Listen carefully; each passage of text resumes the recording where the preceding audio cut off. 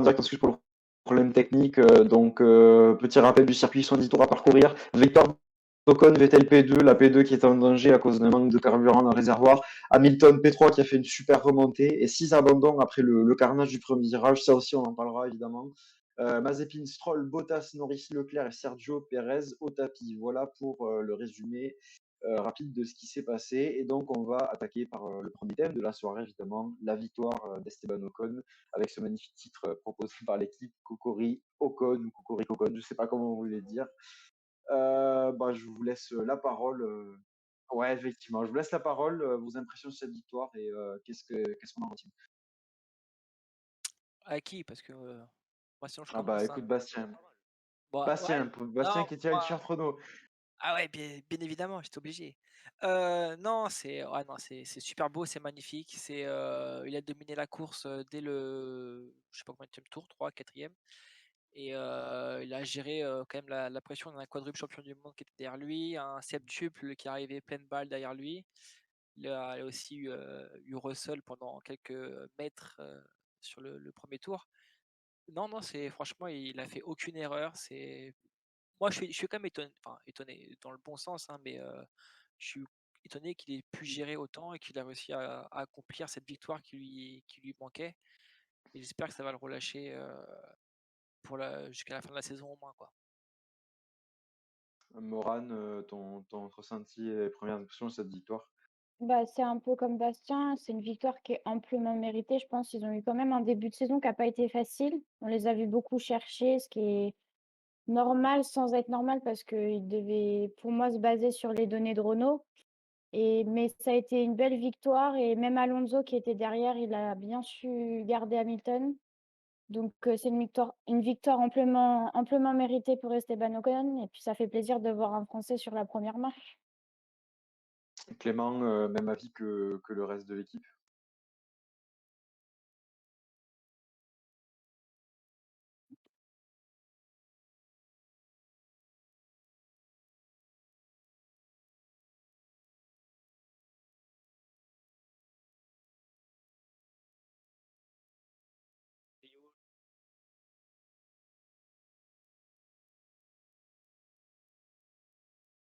Mm.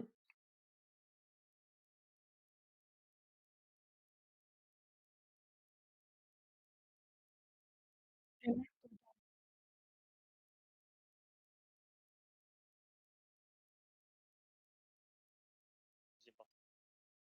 Justement, j'allais vous attaquer sur ce sujet et vous en faire parler un petit peu. Alpine qui a eu un début de saison très compliqué, on va pas se le cacher, c'était décevant par rapport à l'an dernier. On en a parlé et reparlé pendant les débriefs de cette première partie de saison. On sent Alpine, c'est un petit peu cette victoire et même au-delà de ça, la performance générale de la voiture sur le week-end, parce qu'en qualification, Alonso Ocon était en forme, etc. On sent que ça y est, Alpine commence un petit peu à trouver son rythme, trouver ses marques, ça va de mieux en mieux week-end après week-end. Et c'est Alain Prost qui le disait en interview en Canal+, c'est une victoire qui va faire du bien à toute l'écurie et pas qu'à Esteban Ocon. Est-ce que cette tendance-là, au niveau d'Alpine, qui ça y est commence à trouver son rythme et à se faire sa place entre Aston Martin et les McLaren et les Ferrari, est-ce que ça se ressent? Est-ce que ça va se confirmer à Spa après la pause estivale? Bah, tu sais quoi? On Bastien. va te laisser répondre, tiens.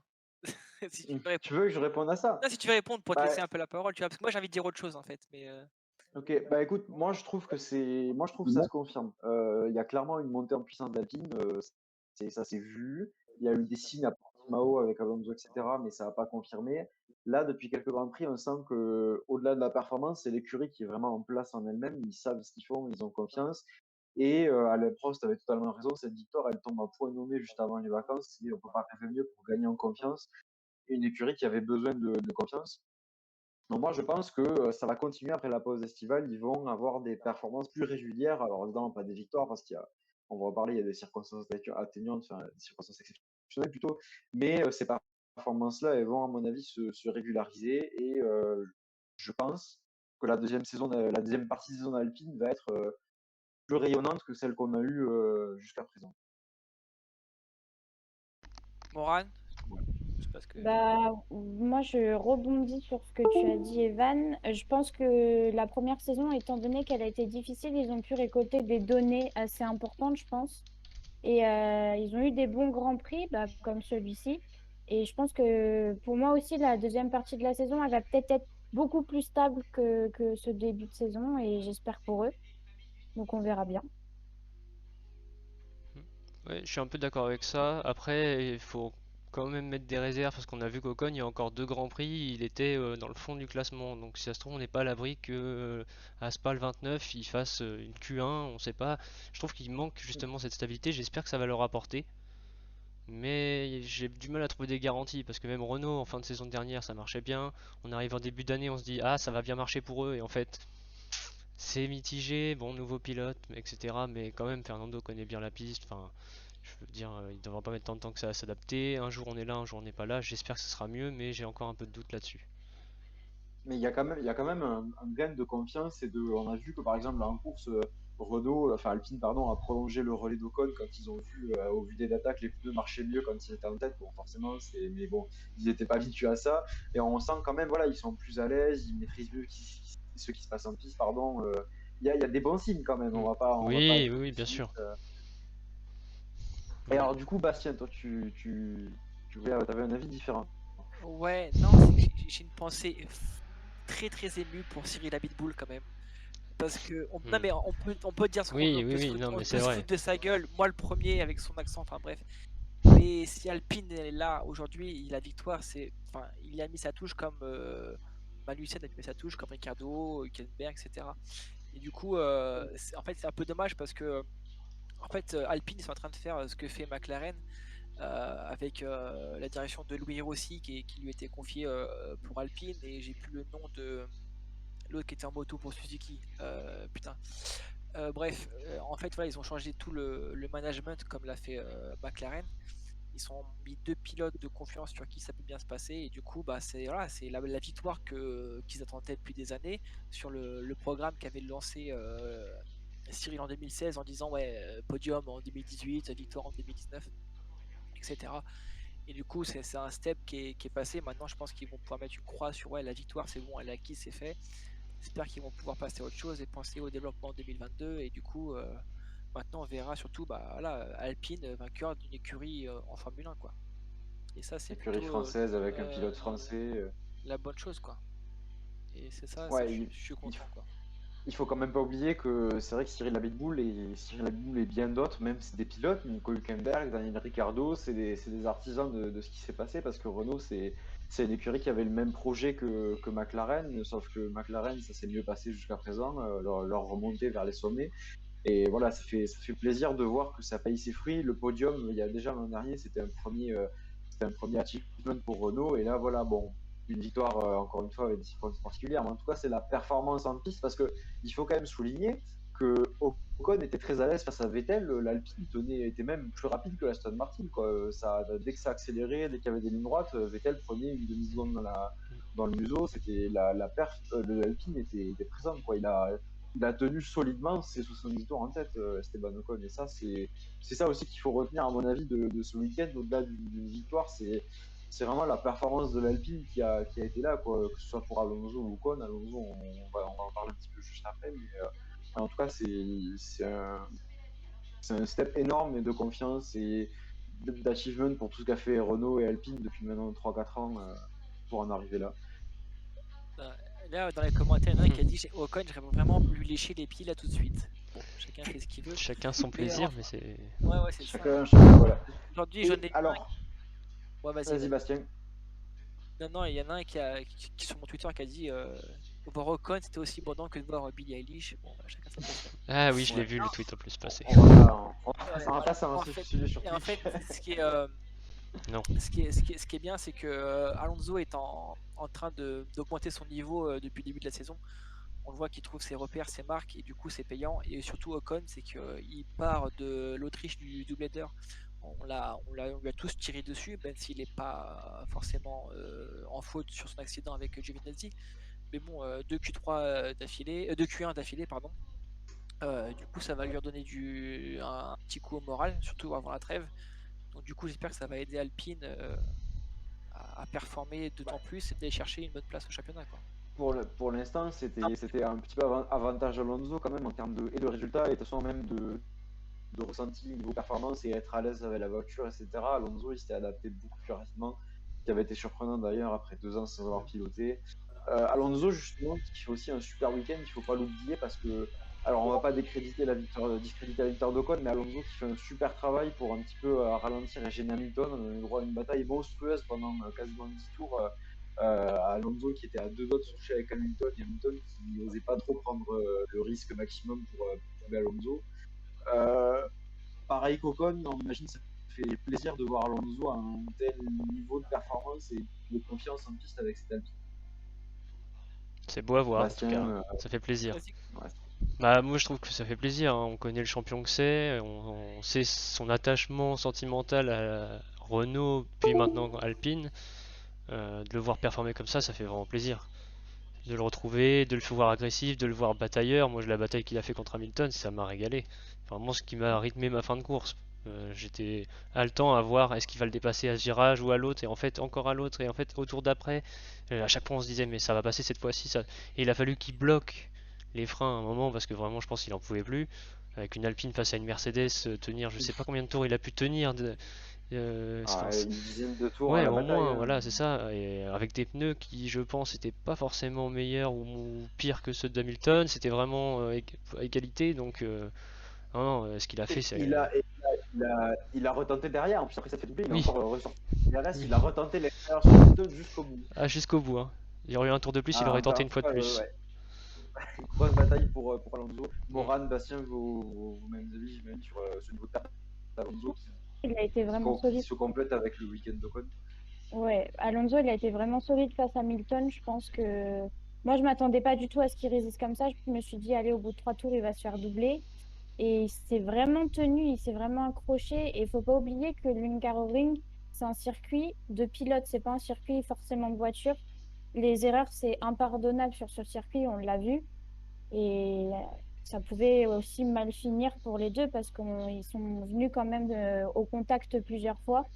Donc, ouais, je pense que Alonso était très solide. Bastien, pareil, j'imagine, Ouais. c'est une satisfaction pour. Ouais, c'est ça. Après, bon, enfin, je vais parler d'autre chose, mais quand on voit ce qui s'est passé en Porsche au niveau des accidents, ce qui s'est passé en F3 ce matin, on voit qu'en fait, bah, bon, c'est normal, hein, mais plus on monte les échelons, plus les pilotes sont professionnels et voir une bataille comme ça, où moi, alors pour le coup, moi, bon, je suis un fan d'Hamilton, mais voilà, je savais que ça allait pas se toucher en fait, et c'était ça qui était vachement bien. C'était que voilà, ils se sont respectés les deux. Alonso s'est bien battu. J'ai quand même eu peur qu'il nous fasse un peu comme à Silverstone où vraiment il faisait des écarts de malade, mais il a été très respectueux et c'était une belle bataille. Je suis content de voir, voilà, comme on dit, on en reparlera tout à l'heure, que les papis là, que voilà, il est quand même encore là et je pense que Alonso a dû kiffer sa bataille, enfin même ses batailles d'ailleurs, parce qu'à la fin du Grand Prix, il est quand même essayé de partir chercher Sainz quand même. Donc du coup, non, je suis content que voilà, enfin ça fait quelques courses qu'on voit vraiment le vrai Alonso, double champion du monde avec Renault quoi. Plus rien à dire sur le sujet Alpine Ocon Alonso. Pas du tout. On a fait le tour. Bastien, pareil, plus rien à. Non, moi Ajouter. en fait je suis content pour Ocon aussi parce que il a souffert de la comparaison avec Gasly. Voilà, tous les Français préféraient Gasly en grande majorité, hein, je ne veux pas dire tout le monde. Mais voilà, ça va le libérer. Maintenant, on verra Gasly et Ocon comme deux pilotes vainqueurs de Grand Prix. Ocon n'a que 24 ans en fait. Hein. Je préfère le préciser. Victor Martins, qui en F3, a 20 ans quand même, sans dénigrer le talent de Martins. Mm. Donc ouais, c'est pas mal. C'est la 4e saison. Ouais, 4e et demi. Ouais. 4e et demi. Du coup, non, c'est bien. Surtout qu'il y a beaucoup qui le voyaient encore très mal du côté de l'accident qu'il a eu avec Verstappen ou les accroches avec Perez. Du coup, ça va redorer son image. Alain Prost a dit tout à l'heure qu'il était content sur le fait que ça a été beaucoup critiqué, qu'il a été prolongé pendant 3 ans. Et Prost a dit, bah voilà, il a prouvé, c'est sur la piste qu'on répond, il a répondu présent. Et la victoire, en fait, elle lui a pas été donnée, en fait, moi je trouve. Donc c'est plutôt cool qu'il est parti la chercher. Et du coup, je suis content pour lui, qu'on l'aime ou qu'on n'aime pas. Hein, voilà, voilà. Et donc tant mieux pour lui. Et puis on précise pour terminer quand même que Ocon revient de loin parce qu'il a eu un an de césure après s'être fait entre guillemets sortir chez Racing Point avec évidemment Stroll, etc. Il avait son avenir incertain en Formule 1, c'est Renault qui lui a entre guillemets redonné sa chance et donc c'est en plus ça et plus les critiques qu'il a eues à propos des erreurs et qu'il n'avait pas retrouvé son niveau en revenant l'an dernier. Voilà, il revient de loin et cette victoire elle est vraiment symbolique pour lui. Alors, on va donc clore voilà, ce sujet Alpine Ocon. Voilà, victoire de Ocon, victoire française, double victoire française, puisque évidemment Triple. Alpine, Triple. ouais, comment ça, triple? Bah, pilote, écurie, motoriste. C'est Renault qui a Ah gagné. oui, bah, Alpine Renault, ça a toujours été pareil, plus ou moins dans l'histoire. Oui. En tout Allez. cas, voilà, énorme victoire pour la France. Un an, presque un an après Pierre Gasly à Monza, de nouveau. Julien France de Febvre a la sorti F1 la stat, je crois que c'est 329 jours exactement après Ouais, la victoire. quasiment un an, ouais. Ah bah Ouais, ouais, c'est ça y est. ça, Voilà, c'est ça. la France de la F1 qui sourit de nouveau. On va attaquer le deuxième sujet que Moran a un petit peu introduit en parlant de. On a vu ce que ça pouvait faire quand on ratait des freinages et qu'on faisait des erreurs. On va parler de Bottas, le titre du film Bottas, l'erreur de trop. Oui, Non, Bastien. j'avais un petit point que je viens de calculer en fait, c'est que Gasly il a fait deuxième, premier, troisième. Ocon il a fait deuxième à Sakir, premier là, Voilà. donc troisième Et bientôt. Allez. peut-être, Pas au prochain Grand On Prix prend. apparemment, puisque la malédiction dit que nos deux Oui, derniers ouais, les vainqueurs Français. ont DNF après. Ouais. Donc, Ah, c'est pas le seul, hein, c'est pas les seuls. Ouais. Mais on prend volontiers un nouveau podium d'Ocon cette saison. ah bah bien Voilà, sûr, ça, c'est même deux, sûr et même certain. trois, Allez, tout ce qu'ils peuvent on, prendre. on va attaquer le sujet Bottas, qui est l'énorme perdant, mais un petit peu la cible de toutes les critiques aujourd'hui. Bottas, l'erreur de trop, c'est le titre du thème. On va rappeler ce qui s'est passé quand même, puisqu'on a aussi parlé de cette victoire incroyable d'Ocon. Donc Bottas partait deuxième derrière Hamilton sur la grille, piste mouillée, il a plu avant le Grand Prix. Et au premier virage, Bottas qui rate complètement son freinage, qui vient harponner Norris, qui donc dans l'élan, lui, Norris va venir harponner un petit peu tout le monde. Ça sort Verstappen, ça sort Perez, derrière il y a Stroll qui fait un freinage complètement raté, qui vient harponner Leclerc au passage. Donc au final, on se retrouve avec un tout cycle au tapis. Dans Bottas, qui voit sa course ruinée dès le premier tour et qui en plus ruine la course des Red Bull. Ça va mal pour Bottas, ça va très mal, il est plus du tout boss. Comment vous voyez son avenir là? On sait que évidemment Russell il est dans les tablettes de plus en plus, ça semble confirmer. Des avis là sur Bottas en ce moment. Bastien, on va commencer par toi. C'est vrai que Bottas, en fait, j'ai Bottas, un peu les montagnes russes, j'ai vraiment eu du mal avec lui en tant que supporter Mercedes. Hein, enfin, bref. Et en fait, il était pas là, pas au début de saison, mais quand Hamilton n'est pas là, il ramène les points qu'il faut à Mercedes. Mercedes sont 10 points devant aujourd'hui devant Red Bull. Il faut pas oublier que Bottas est là pour amener les minimums de points, même s'il n'a pas eu de victoire encore comme Perez. Après, on en reparlera après, je vais laisser la parole aux autres, mais sur l'accident qu'il y a eu. C'est quand même. En fait, au début, au première image, j'ai cru qu'en fait, il allait freiner sur la ligne blanche des stands. Donc, je me suis dit, ah ouais, non, il a pas eu de chance. Et voilà, après, non, c'est pas possible. Après, en fait, ce qu'il y a, c'est qu'il faut voir que Gasly a fait la même erreur. Mais Gasly a eu beaucoup de chance pour le coup. Mais on en reparlera ce que vous en pensez après. Mais, il fallait s'en sortir de ce carnage. C'est pour ça que Ocon d'ailleurs gagne le Grand Prix, c'est parce qu'il évite tous ces accidents et du coup, à force, il se retrouve forcément en tête du Grand Prix. Mais oui, on l'a dit, Gasly dès le départ, on l'a vu. Gasly derrière a eu du bol, sa course aurait pu être ruinée dès le départ aussi. Malheureusement, enfin, j'étais occupé, mais je sais pas si le tour de mise en piste il pleuvait déjà ou pas. En fait, je sais pas s'ils sont sortis sur les slicks. Là, il pleuvait dès la préparation des voitures sur la grille, quoi. Sortis en slick, Ouais. en... Non, ils sont partis en intermédiaire. Ils ont. Intermédiaire. Ah ouais, donc t'as vu, s'il sait pas il sait pas que l'adhérence, c'est compliqué quoi. En plus, j'ai entendu, enfin sur le onboard d'Hamilton, on entend qu'il passe les rapports, tu sais, doucement, et il descend, il fait 5, 4, 3, tu vois. Et lui, par contre, il a tapé dans les rapports directement en fait, donc il a mal géré. Gasly, pareil, mais il a eu plus de chance, et du coup, on en parlera de la pénalité qu'il a pour le prochain Grand Prix. Et faut pas oublier que Grosjean a pris un Grand Prix de suspension pour ça, quoi. Oui, c'est vrai. Ça. Et là, en plus. D'ailleurs, il a niqué un championnat à cause de ça, quoi.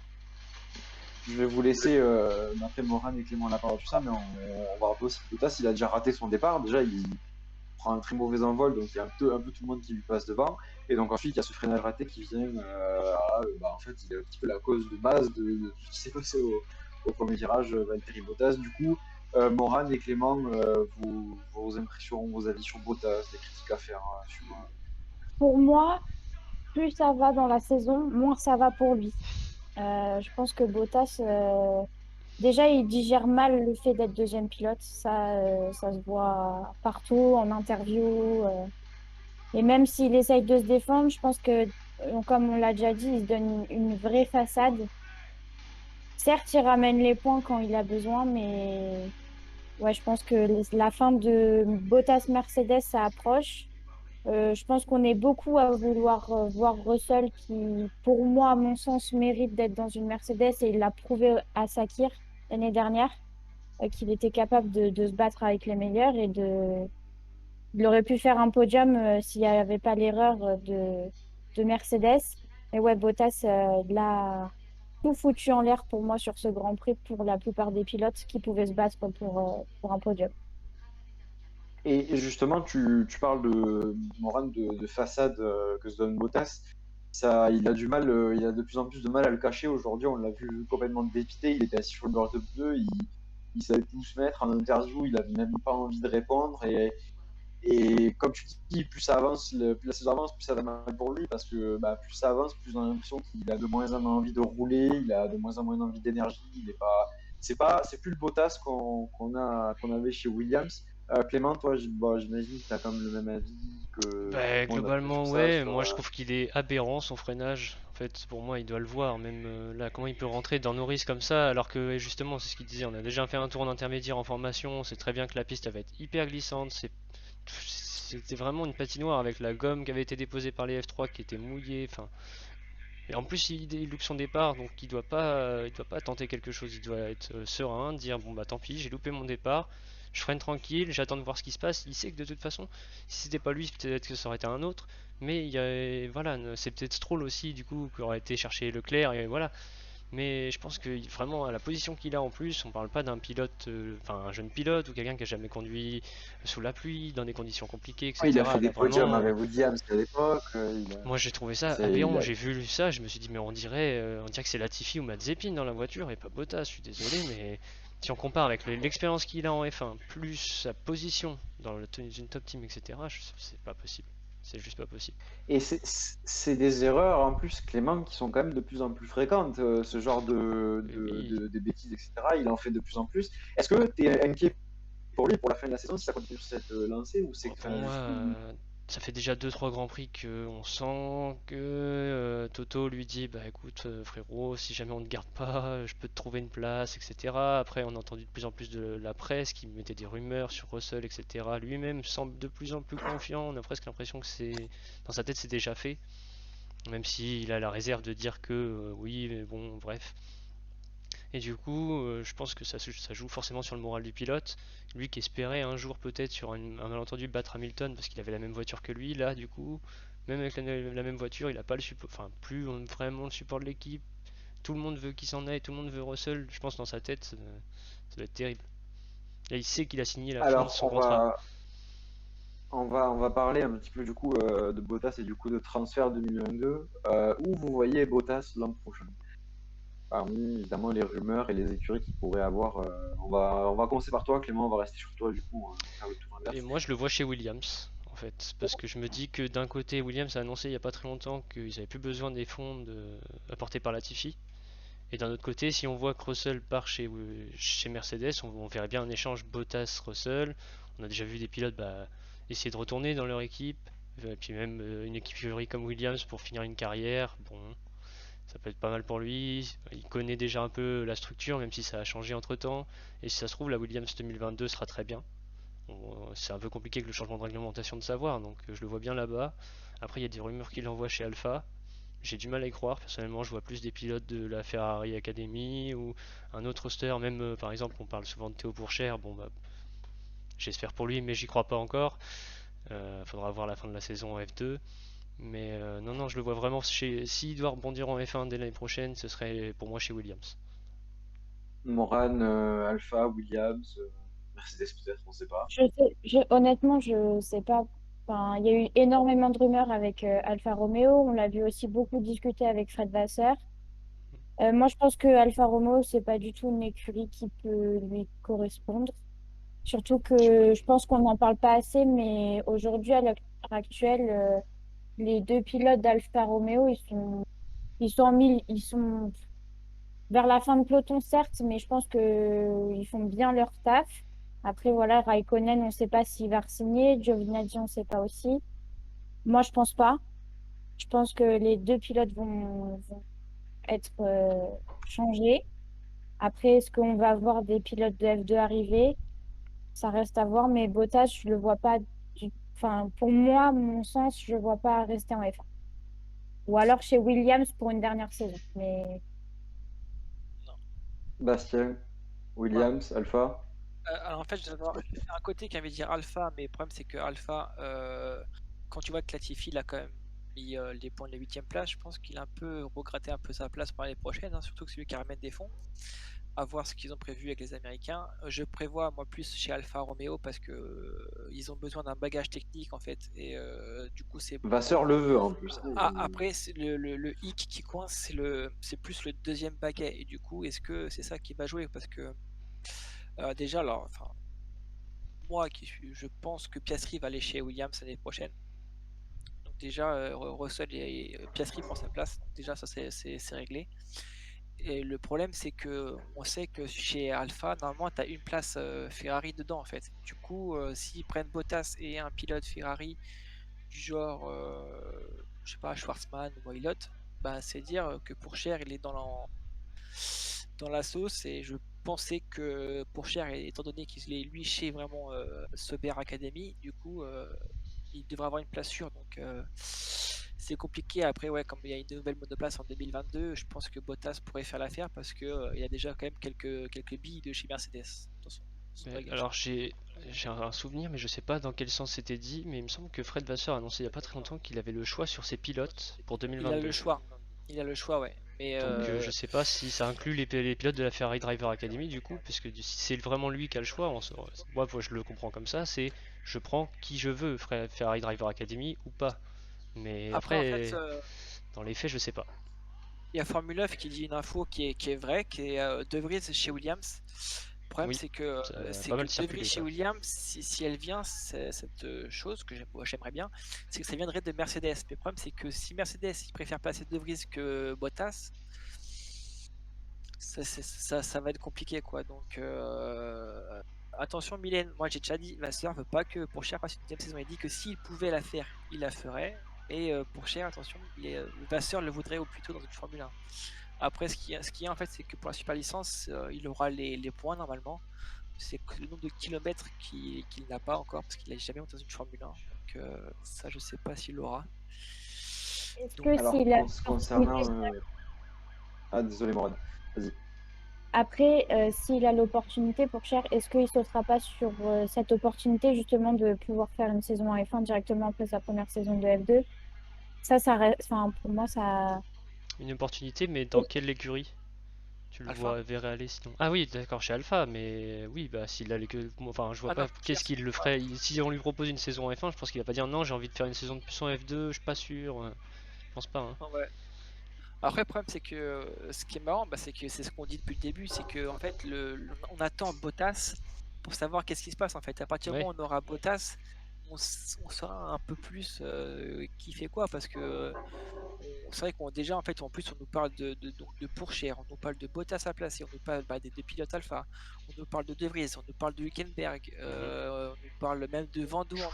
Schumacher qui monterait chez Alpha. Non, apparemment Schumacher, enfin ils l'ont dit dans les essais, je crois que Schumacher c'est chez Haas l'année prochaine, donc du coup ça c'est Oui, il avait plutôt signé 2 ans, il me semble. c'est un bon point réglé déjà, mais après c'est voilà, c'est il y a beaucoup de gens qui nous parlent de Hilot. Je ne vois pas pourquoi Hilot sera en Formule 1 comme ça. Ils nous parlent de Schwarzman. Après, je pense que ça va dépendre de la saison de Formule 2 que Pourchaire et Schwarzman nous fait. J'ai oublié Piastri chez Williams qui serait apparemment possible. C'est compliqué. Donc Bottas, je l'aurais dit chez Alpha, quoi. Ça reste quand même le meilleur choix de tous les pilotes qu'il y a, quand même, de tous ceux que j'ai annoncés. Et C'est le meilleur. un pilote comme Bottas, de toute façon, malgré ses performances actuelles, c'est un atout indéniable en termes d'expérience et de maturité. Vasseur le veut, il l'a dit en tout cas. il a dit qu'il ne renoncerait pas à un Bottas chez Alfa Romeo. En tout cas, ce qu'on espère surtout quand même, c'est que quitter Mercedes, ça filera un vent d'air frais à Bottas qui en a cruellement besoin et on a quand même envie de retrouver le Bottas qu'on avait l'habitude de voir chez Williams en 2016 et avant. Plus rien à dire sur le sujet Bottas, un petit peu sur sa situation compliquée chez Je pense Mercedes. que Je pense qu'il a pas les cartes en main. C'est surtout ça le problème en fait. C'est que s'il avait été genre le Bottas de 2019 et 2017, ça aurait pu être possible qu'il choisisse où aller. Mais maintenant, c'est pas lui qui va choisir, je pense. Et du coup, il aura ce qu'il aura, quoi. Ok. Alors, on va rester chez Mercedes, on va parler de Lewis et sa bonne étoile selon le titre que l'équipe a choisi. Donc, encore une remontée de Lewis, puisque en fait, ce qui s'est passé, on va encore revenir sur le moment de la course. Donc, pour s'arrêter évidemment après le premier tour de carrage du premier tour, ça va repartir, donc restart arrêté. Sauf que juste avant le restart, en fait, après la fin du deuxième tour de chauffe, tout le monde, et absolument tout le monde, hormis Hamilton, plonge dans la voie des stands pour sortir des intermédiaires, puisque la météo est clairement en train de tendre vers le soleil. Et on a Hamilton, image incroyable, tout seul sur sa pole position, sur la grille de départ, en plutôt intermédiaire, qui prend le départ alors que tout le monde part des stands. Et évidemment, ça ne trompe pas, la piste qui sèche et le soleil qui s'installe définitivement. Donc un tour plus tard, Hamilton qui passe au stand, erreur stratégique de Mercedes, il faut le dire sur ce coup-là, et qui va passer du coup les pneus slick comme tout le monde et qui du coup repart dernier, 14e, et qui va nous faire une méga remontée. Il a galéré pendant la première partie de course pour sortir des 4 dernières places, et une fois qu'il était dans le top 10, c'est remonté très très vite, et au final il remonte 3e, et il était même quasiment en mesure de menacer Vettel et Ocon pour la victoire ou la deuxième place. Alors, bonne étoile, on en parle régulièrement de Lewis Hamilton. C'est sûr que c'est remonté comme ça, il nous habitue, ou même des événements un petit peu chanceux. On parle par exemple de la crevaison à Silverstone l'an dernier. Il y a quand même du talent chez ce Lewis pour remonter comme ça. Bastien, le fan d'Hamilton. J'ai envie de dire un truc, en fait, c'est que il y a deux possibilités. En fait, c'est comme le fait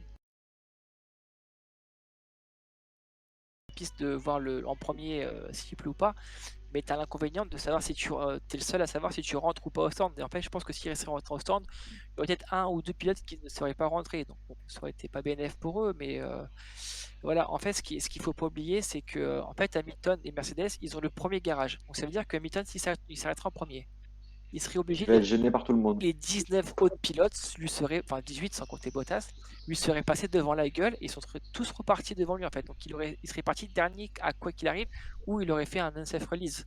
Donc je pense qu'en fait malheureusement il a été piégé quoi en fait de sa première place quand Verstappen a été devant. Quand tu es devant, tu peux te faire cracher par les autres de derrière. C'est l'inconvénient de la première place. Et du coup, je pense qu'ils ont bien fait de faire comme ça en fait. Après. C'est fait, c'est fait. De toute façon, ils n'allaient pas changer à la dernière seconde. Quoi. J'ai mis l'image de Hamilton seul sur la grille pour, Ouais, pour les gens du chat. Magnifique. Mais genre, elle est vraiment cette incroyable image, celle-ci. Hein. J'ai pensé elle à. rentre au Panthéon à côté d'Indianapolis. Je te jure, j'ai pensé Mais direct. direct, c'était le sentiment de tout le monde, je pense. Alors, on va. Après, Vas-y, Bastien, juste pour finir, après je laisse l'autre. En fait, c'est qu'il a, en fait, sur ce pneu médium, il a eu du mal à gérer parce qu'en fait, il pensait pouvoir peut-être potentiellement finir la course avec, mais enfin voilà quoi. Et du coup, ouais, non, il est parti en médium ou en dur direct, je sais plus. Je crois qu'il était en médium. Pas en médium, il me semble. Médium dur, il a fait. Et du coup, ouais, bah, comme à Silverstone, les durs ont fait le taf et du coup, tant mieux pour lui. Mais en fait, Hamilton est plus conquérant quand il préfère être chasseur que chasser. Et c'est ce qui nous a d'ailleurs un peu animé la course d'ailleurs. Et attends, je vais dire un autre truc. Ah putain, c'est Formule 9 qui m'a coupé parce qu'en fait, il dit Hamilton était rentré, il serait sorti P1 qu'il ne faut pas doubler dans les stands. Oui, sauf qu'en fait, le temps qu'Hamilton s'arrête comme ça, tout le monde serait passé pour aller à son stand qui est après en fait. Du coup, il aurait dû laisser passer tout le monde. Donc il aurait pu gagner il aurait perdu peut-être 18 places, mais il en aurait gagné 4-5 peut-être, mais il serait pas dans les 10 premiers en fait. Il serait fait bouffer pour tout le monde, il n'aurait pas pu repartir de sa place en fait. Donc voilà, et je sais plus ce que je voulais dire. Ça va me revenir, c'est pas grave. Alors, on va rester sur le sujet Hamilton. Après, on va parler un petit peu, une fois qu'on aura fait le tour de sa course, quand même, de sa situation actuellement en 2020. En 2021, pardon, parce que j'ai un petit truc à dire que j'ai vu passer sur Twitter que j'ai trouvé très intéressant. Alors, Morad, évidemment, Hamilton, bonne étoile ou chance permanente ou talent, les deux, un petit peu. pense bon pilote déjà parce que pour faire une remontée aussi impressionnante, on sait que c'est un circuit qui demande beaucoup d'efforts aux pilotes. Il y a énormément de virages sinueux, petites vitesses très serrées. Donc je pense que puis même son état de santé après la course, comme on l'a tous vu, le prouve que ça a été dur physiquement pour lui. Donc il y a mis toutes ses tripes, je pense, dans ce circuit. Donc, moi, je pense que c'est plus un bon pilote qu'une bonne étoile. C'est pour ça qu'il a été sextuple champion du monde. Septuple. Évidemment. Oui, pardon, septuple champion du monde. Merci. Et voilà, c'est un bon pilote, quoi. On le sait tous et il mérite sa 3e place aujourd'hui. Alors, avant que je laisse la parole à Clément, tu précisais on l'a vu à la fin de la course. Pour précision, Lewis Hamilton paraissait un petit peu fatigué à la fin de la course. Il était à deux doigts de faire un malaise.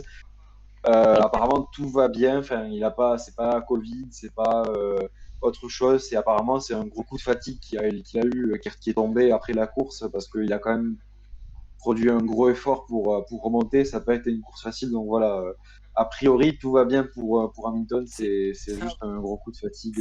c'est un problème de riche, hein, ce qu'il a. En fait, c'est que le pauvre, il n'est pas habitué à gérer toute une course à fond.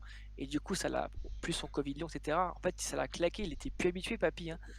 Du coup, non, mais je pense que c'est ça. Et du coup, le point que je voulais dire, en fait, c'est que heureusement qu'ils se sont loupés parce que sur les stands, sinon I've been ils seraient fighting partis in sur le general premier. the On se serait fait with chier en fait. Ils seraient partis the devant, ils the seraient health restés 100 thing. secondes d'avance sur tout le monde. Ouais, c'est bon quoi. Et du coup, ouais, je pense qu'il était I've been fighting déshydraté all et je year suis already même pas sûr with qu'il avait de l'eau the avec lui dans la voiture. with Parce que en fait, je pense qu'il a voulu gagner du the poids, health peut-être, still hein, ça arrive à plein de pilotes, hein, genre Bottas and par exemple. De drink. Je pense que and Oh non, ouais, non, ça se trouve, ouais, ça se trouve, il avait plus à boire, ça se trouve, je sais pas. Mais après, il a fait chaud. Voiture noire, hein, faut le rappeler, voiture noire, soleil, effort pendant 70 tours, 1h30. Plus l'intensité, plus son Covid long apparemment. Donc non, c'est des choses qui arrivent et puis bah ça rappelle que la F1 est un sport quoi. Et il Que y a, dans ce qui- Euh, il y a un commentaire Vas-y, intéressant Clément. là de Mylène qui nous dit que c'est un excellent pilote mais qu'il a quand même de la chance certaines fois, c'est indéniable, c'est ce que je partage un peu son avis, je vais y revenir après. Justement, j'allais te poser la question, Clément, sur ça, un petit peu sur ce Et sujet. ce que je trouve intéressant dans ce qu'elle nous a écrit, c'est qu'elle nous dit sa chance ce n'est pas sa remontée, c'est d'être le seul pilote en tête à s'en sortir sans dommage sur la voiture. Et je trouve que c'est vraiment ça, moi, qui me dit qu'il a une bonne étoile, c'est que dans ce crash-là, à, je dirais quoi, 1 mètre près, à peine, et on sait à Ouais, quel point c'est peu pour des voitures qui vont à 300 km/h, bon pas à ce moment-là, mais bon, vous avez compris l'idée, il n'est pas touché. Alors que si vraiment il est 1 mètre derrière, il se fait Maurice, accrocher l'aileron arrière, il part en spin, et c'est terminé pour lui. Et c'est pas la première fois que ça arrive, il y a d'autres grands prix où il a eu vraiment de la chance. Je me rappelle plus de quel grand prix c'était, où il y a drapeau rouge juste derrière, ça lui permet de réparer. Bah, c'était il y a la semaine à alors, Grande-Bretagne, où il y a le c'est drapeau vrai rouge juste que derrière. S'il n'y a pas le drapeau rouge, il doit abandonner parce que sa voiture est trop abîmée. Il a toujours ce petit truc, mais forcément, c'est de la chance qui se provoque. Mais il C'est un sait en champion profiter. et il sait en profiter. C'est ça que j'allais y venir aussi, c'est qu'il faut avoir de la chance, mais il faut savoir en profiter et pas la gâcher cette chance-là. Et ah, directement, on le voit partir et s'envoler en fait. Il cherche pas à comprendre ce qui s'est passé derrière. Il a la chance de s'en sortir. Il a pris directement cette chance et il s'est envolé derrière. t'as 100% raison là-dessus, c'est clair. Et c'est en fait la chance en sport, en fait, on le voit, ça se provoque. Mhm. Bon, après, voilà, c'est vrai qu'il a de la chance, mais faut pas oublier, parce que tout le monde dit ah, Hamilton a de la chance, Hamilton a de la chance. Verstappen, il a eu beaucoup de chance aussi quand même, hein. Et ça, tu vois, en fait, c'est ça qu'il faut dire, ça va profiter à tout le monde, sauf à McLaren, désolé Morad. Et ouais, après, c'est vrai que en fait, Hamilton, en fait, c'est vraiment lui, c'est tout ou rien. Soit il a vraiment beaucoup de chance, comme bah, là, comme à Imola cette année, comme à Imola l'an passé, comme à Silverstone il y a 2 semaines. On a des poissards comme Russell et voilà. Mais des fois, Hamilton, il a vraiment pas de chance, quoi. Enfin, des fois, voilà, aujourd'hui, en fait, le fait d'être premier sur la grille, cette chance, c'est un problème de riche. Ben, en fait, il s'est fait avoir bêtement et en fait, il a pas eu cette chance-là. Donc, c'est voilà, c'est le sport, quoi. Et pour m'éloigner très rapidement sur le sujet, on parle d'Hamilton qui a certes de la chance, mais il sait en profiter, il sait avoir des résultats quand la chance lui sourit. On a quelques pilotes là sur la grille depuis 2-3 ans qui montrent des capacités à faire des résultats quand c'est la mer devant. Perez avec Racing Point, Carlos Sainz, c'est pas la première fois qu'il nous fait des gros résultats quand les favoris sont un peu en difficulté. On se rappelle le Brésil, etc. Donc voilà, certes, il a de la chance, c'est sûr, il y a des choses qui lui sourient, mais il sait en profiter. Quand ça lui sourit, il calcule pas, il fonce et il va dans l'ouverture. Et voilà, après, il récolte. C'est des points importants qu'il récolte aujourd'hui, qu'il a récolté plus tard. Je voulais justement sur Hamilton vous lancer sur un petit sujet que j'ai vu passer sur Twitter, quelqu'un qui a dit que Red Bull a réveillé quelque chose d'obscur en Hamilton. Alors, d'obscur, Ça a pas au sens coupé. forcément négatif. Ça a coupé. Ah, alors, du coup, je disais, c'est bon? Ouais, ça a coupé. Justement, t'as dit que Red Bull a Ouais, découvert et après ça a coupé, j'ai pas entendu. ouais. Donc, ce que j'ai vu passer, c'est quelqu'un qui a dit Red Bull a réveillé quelque chose d'obscur en Hamilton. Du coup, évidemment, en menant le championnat, Et etc. Mercedes. Voilà, est-ce que vous êtes d'accord avec cette idée? Parce qu'on a vu Hamilton a joué un peu plus roublard, etc. en piste ces derniers C'est temps. pas chez Un petit peu comme il faisait à l'époque. Oui, Mercedes aussi, évidemment, mais un petit peu comme chez McLaren à l'époque, etc. Est-ce que vous êtes d'accord avec cette idée que le fait d'être en position de chasseur comme ils sont depuis la saison, ça Voilà. a un petit peu changé les choses chez Mercedes, ils ont changé l'approche qu'ils avaient depuis plusieurs Si années. je peux me permettre juste 2 secondes. Après, je vais prendre la parole parce que je vois que Clément, je pense qu'il est pas d'accord. Enfin, Je vois Clément, il je est sais pas. pas. Il a non de la Faut, tête. faut voir. Après, en fait, c'est que je suis la F1 depuis des années. Et en fait, tous ces petits coups de vis, ça existe, mais depuis les 1950 et bien avant, en fait.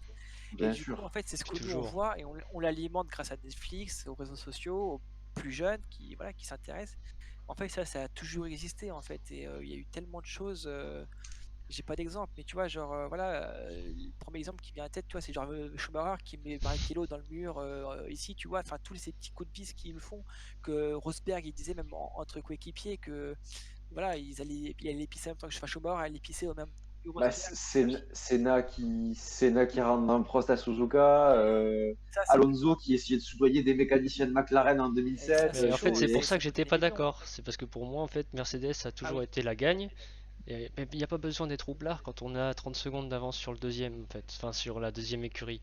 Vous pouvez être sport et classe et très anglais dans l'image en disant nous, on est les meilleurs en étant très propre, on vous laisse faire vos trucs comme vous voulez. De toute façon, vous ne nous dépasserez jamais, vous n'avez pas la voiture. Donc, dans tous les cas, il pouvait jouer propre. Maintenant, Red Bull a récupéré un peu son retard, même après un peu d'avance, ça dépend des grands prix, c'est toujours compliqué de savoir, mais on va dire qu'ils sont à équivalent, ou au moins ils se battent ensemble, et du coup là, bah, bien sûr, c'est à ce moment-là qu'on voit ce que vous dites depuis tout à l'heure, tous les exemples de grosses rivalités. En fait, il y a toujours eu de la roublardise parce que ça fait partie du sport, et c'est comme ça qu'on gagne. On gratte des dixièmes comme on peut, et on gratte des temps comme on peut. Si c'est en ralentissant quelqu'un, même si c'est dans les... Tant que c'est pas interdit, c'est autorisé. Tant que Donc ça par saute pas exemple, dans le mur, c'est bon, quoi. voilà, c'est ça, tant que c'est dans les règles, après, ben, ça peut être gentleman agreement, ça peut être ce que vous voulez, vous appréciez pas, c'est pas interdit, il va s'en servir et il a tout à fait raison, même si c'est vrai que sur le coup, ça peut faire chier les supporters, etc., je peux comprendre, mais en soi, ben, il fait le jeu et ce serait l'inverse, peut-être que les gens qui étaient fans de Verstappen, ben, ils auraient défendu Verstappen, donc je pense qu'il Bah, faut pas lui en on vouloir sait pour ça. que Ah, Red Bull essaye de coller des pénalités à Mercedes tous les ouais, week-ends c'est pour ça. tout et n'importe Ah là quoi. là, Ils essayent, ils le, essayent. le, Ils ont... le- ils ont le DAS, c'est pas bien, c'est interdit. Mais en fait, ils savent que c'est autorisé, mais c'est juste pour les faire chier, en fait. Ah, Mercedes, etc., ils ont un Ça fait aileron partie arrière du qui bouge jeu, trop. ça fait partie Et du jeu, voilà, depuis machin. toujours ça a été ça. Quand tu vois l'année Enfin, dernière, Renault Morad, et les voitures roses, là, et les les Racing Racing Point. Point, mais oui, bien sûr, ça a été ça Ah, aussi, bah, bien sûr. tu vois. Après, même, tu vois, regarde, aujourd'hui, personne fait chier Williams. Demain, Williams, ils vont commencer à gagner. Ah, bah, ça, Alfa Romeo, ils vont être là. Ah, Williams, ci, Williams, ça. Bah oui, voilà, c'est ça fait partie du jeu. Pour moi, ça fait Il partie fait- du jeu. Morad, ton avis sur ce sujet-là? C'est aujourd'hui, c'est beaucoup trop pris à cœur par les supporters et ça va au-delà du sport pour moi, euh, de ce qui se passe. Et je pense que les réseaux sociaux, ils alimentent beaucoup, beaucoup, beaucoup et en négativité ces petits pics, alors que ces petits pics, ils sont normaux dans le sport. C'est comme dans tout sport, enfin, on se bat contre certaines personnes et voilà, on est là pour gagner parce qu'on aime ça. Et je pense que ce qui a été très déclencheur, ça a été entre Hamilton et Verstappen, donc Mercedes Red Bull, on va dire, ça a été Silverstone où Verstappen, à mon sens, n'a pas été très transparent. Il a été très, très vif et très, comment dire, il n'a pas vraiment été sympa dans ses propos. Alors, ce qui est tout à fait compréhensible parce que se faire sortir comme il a été sorti, je crois qu'il a pris 51 G dans la tronche quand même, qui est Ouais. beaucoup. C'est ça. Mais je pense que dans le sport, tu sais les risques, surtout en F1, et t'as pas à alimenter en plus de haine que ce qu'il y a déjà dans le sport pour moi. Et ouais, puis Red Bull qu'on a rajouté au-dessus, et je pense que là, la haine entre les supporters surtout, elle est très présente et on le ressent. On a vu de toute façon Verstappen en conférence de presse vendredi qui Il a a été sacrément caché. remballé le journaliste de la Sky, j'ai plus son nom, celui qui fait les podcasts de la Oui. F1 là. Il a reposé la question, il lui a dit Verstappen très fermement, il a dit là, stop, vous me saoulez, on en a parlé toute la semaine, on en a parlé tout jeudi, Mm. arrêtez, j'en ai parlé, Verstappen a dit qu'il avait reçu un appel d'Hamilton, ils ont pu en parler au calme, Oui. etc. Donc voilà, Bah, le sujet est clos, mais effectivement, ça a déclenché des grosses passions sur les réseaux sociaux, c'est fascinant.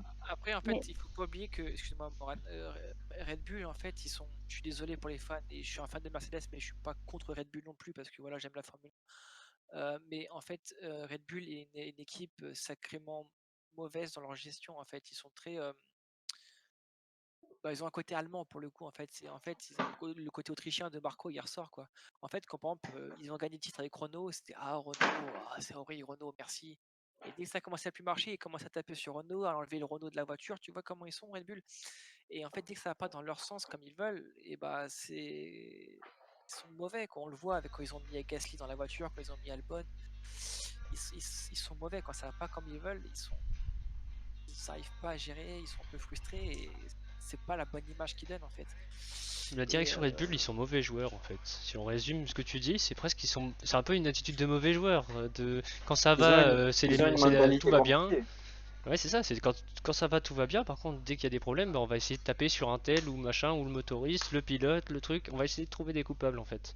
après en fait, en fait c'est le côté que j'aime bien chez Mercedes, qu'on le voit en 2019 en Allemagne, quand les deux Mercedes ils font un week-end mais catastrophique comme il n'y a jamais eu presque. Bah ils sont pas commencé à dire la pluie machin et tout. Enfin, je sais plus ce qui s'était passé, enfin il n'y a eu pas eu de problème avec les autres écuries, mais ils ont dit écoutez, très bien, mauvais Grand Prix, on travaille tête baissée, on parle pas, on travaille. Et c'est toujours été ça chez Mercedes. Et du coup, Red Bull devrait s'en inspirer parce qu'ils ont les moyens de bêter Mercedes. Ils ont les moyens de gagner les deux championnats en plus. Et du coup, ils l'ont très bien géré tant qu'ils gagnaient. En fait, ils l'ont très bien géré parce qu'ils s'est retrouvé quand même avec 33 points d'avance sur Hamilton. Perez était largement au-dessus de Bottas. Et du coup, je comprends pas ça quoi. Après, Red Bull devrait s'estimer quand même un peu heureux parce que avec des si on refait le monde, mais Bakou c'est 25 points pour Hamilton normalement. Moi j'aime pas trop les si, hein, mais ça, Hamilton aurait pu avoir 25 points aujourd'hui aussi. J'ai regardé le on-board de Verstappen au premier virage. Alors, et je suis content que ce soit arrivé d'ailleurs. Il a eu beaucoup de chance parce que quand je vois l'impact qu'il a eu, je suis étonné que la voiture elle est quand même bien tenue quoi. Enfin, il n'a pas cassé une suspension, une roue. Donc voilà quoi, faut qu'ils s'estiment un petit peu heureux et qu'ils devraient travailler tête baissée et justement eux mettre des bâtons dans les roues de Mercedes parce que c'est là que Mercedes fait des erreurs en fait. Et c'est dommage quoi. Et après surtout en fait ce qui est nul c'est les réseaux sociaux parce que l'incident qu'il y a eu hier en qualif, Red Bull ils n'ont pas porté réclamation. Ils savent que c'était autorisé, qu'il n'y a rien de. Voilà, ils sont fait avoir comme des bleus. Et du coup, voilà, c'est juste sur les réseaux sociaux, bah ça a commencé à dire machin, Hamilton est mauvais, Hamilton, Mercedes et machin. Du coup, c'est un peu gavant quoi. Mais En plus, les datas ont montré que Hamilton n'était pas du tout lent sur le tour, hein.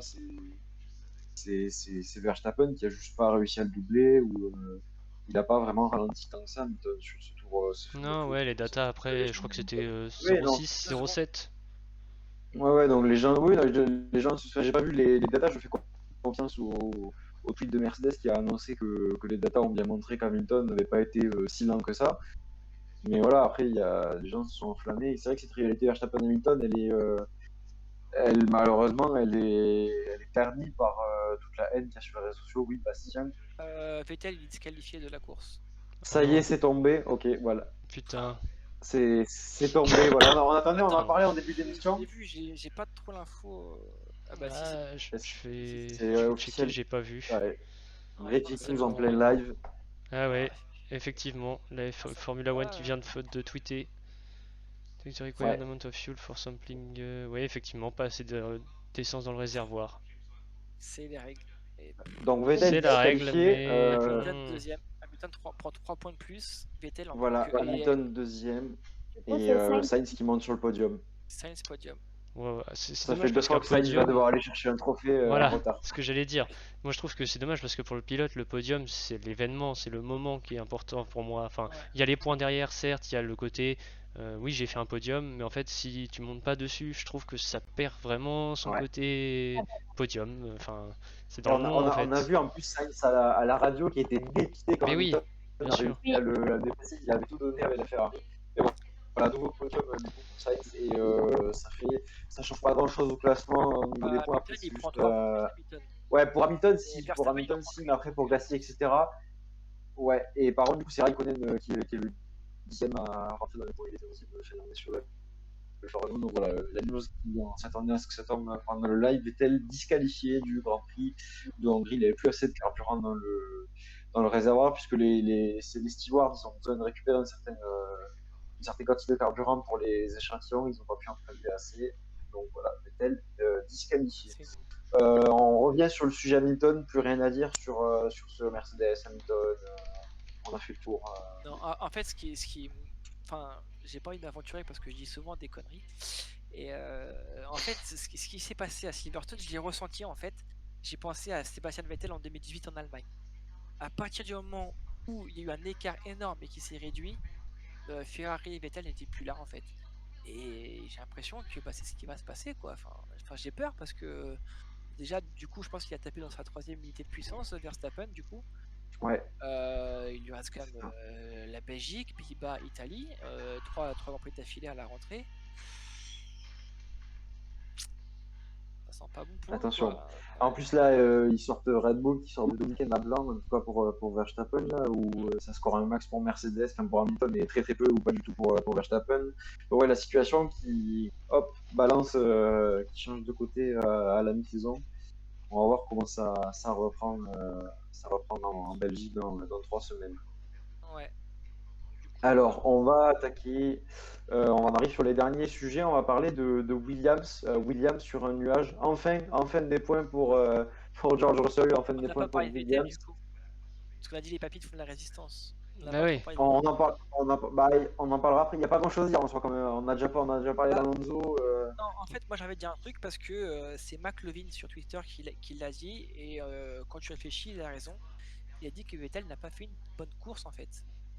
Il n'a pas fait une Il a fait beaucoup d'erreurs en remontant sur Ocon, il n'a jamais réussi à avoir le dernier mot. Je suis d'accord que faire deuxième avec une Aston Martin, c'est magnifique. Et il méritait sa deuxième place, il n'y a pas de souci.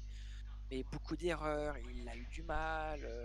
Troisième, pendant un moment, c'était quand même Latifi. Bon, bah, il était tranquille, quoi. Et du coup, c'est dommage pour lui, quoi. Mais sa deuxième place le consolait. Mais Parce qu'à plusieurs reprises, il aurait pu aller chercher Ocon, on l'a vu, il avait en ligne droite, Ouais. il reste ouvert. Ouais, Moran, tu Ouais, disais. il a raté beaucoup de freinage. Ouais. On l'a vu, il sortait vraiment très très large. Alors, est-ce qu'il y avait un souci avec les pneus où on n'a pas eu l'information ou les freins? Mais c'est vrai que moi, c'est ce que j'ai remarqué quand il essayait de doubler Ocon. Pendant un moment, il ratait souvent ses virages et il sortait très très large. Bah, c'était un cercle vicieux pour Vettel parce que chaque fois il remontait sur Ocon et en fait au moment de faire le dépassement bah, il se ratait donc bah, rebelote, repasse 3 tours à remonter dessus et à préparer ton dépassement et ça a failli marcher une fois, il a failli surprendre Ocon au moment de dépasser les retardataires mais Ocon l'a vu au tout dernier moment dans le rétroviseur, il s'est décalé, ça a failli se toucher d'ailleurs mais ouais dommage pour Vettel qui a fait comme tu dis Bastien c'est un petit peu contrasté quoi, il y a cette deuxième place mais bah, d'ailleurs il était déçu à la radio Vettel, hein. ouais, Il n'a pas exulté, il a dit désolé, j'aurais pu faire mieux. ça ressemble à Sainz l'an dernier face à Gasly, en fait. Il y avait les moyens de le faire. Mm. Parce que Vettel a eu plus de temps. Ah bah oui, il a eu 65 tours. Ah Faut bah aller oui. le chercher quand même, Et même pas un coup malheureusement. stratégique de la part d'Aston Martin. Et je trouve ça un peu bizarre qu'il n'y ait plus de coup stratégique, en fait. Et du coup, si on a vu que l'undercut marchait, hein, s'il avait fait un undercut, Ouais. En D'ailleurs, plus, il il n'y avait pas à se soucier des pilotes derrière ouais, c'est dommage. au niveau de la stratégie. Moi, ce Et que en je trouve parlant surtout d'Aston dommage, c'est qu'ils ont géré leur course. Il est resté quasiment tout le Grand Prix à 1 seconde 2 derrière Ocon, sauf quand il a essayé d'attaquer à 2-3 reprises, et surtout sur la fin. Et il n'a pas suffisamment d'essence pour pour terminer la course avec son podium. Quitte à manager pour dire, ok, c'est important les points, je comprends, ils vont pas chercher l'accrochage avec Ocon, on essaie de le passer proprement, mais si ça passe pas, ça passe pas. Bah écoute, oui, ça. mais finis la course et sois qualifié deuxième vraiment, quoi. Faut pas être disqualifié pour manque d'essence. C'est pas Tu dois mettre possible. 18 points que 0, quoi. Bah c'est ça. Non, je pense qu'Aston Martin c'est une erreur. Là. Enfin, ils n'ont pas dû voir, à mon avis, sur les attaques qu'au niveau du carburant, ça allait être limite Ah, à la quand fin même. parce que bon. Ah, c'est possible Oui, mais qu'ils ne l'aient bon. pas vu. C'est des Et erreurs, c'est une erreur terrible, mais Bah ouais, c'est ça. c'est des gros points qui s'envolent pour Aston Martin parce Justement.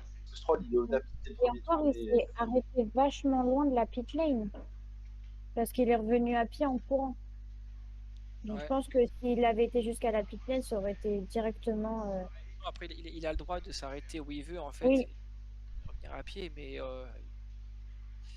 c'est une erreur un peu bête, hein, voilà, ça arrive. C'est dommage quand on sait comment ce midfield est resserré et que cette Ça bataille coûte pour la 18 3 ou points. 4e place est importable. Ah bah oui, c'est Et puis 18 dommage. points, sachant que. Attends.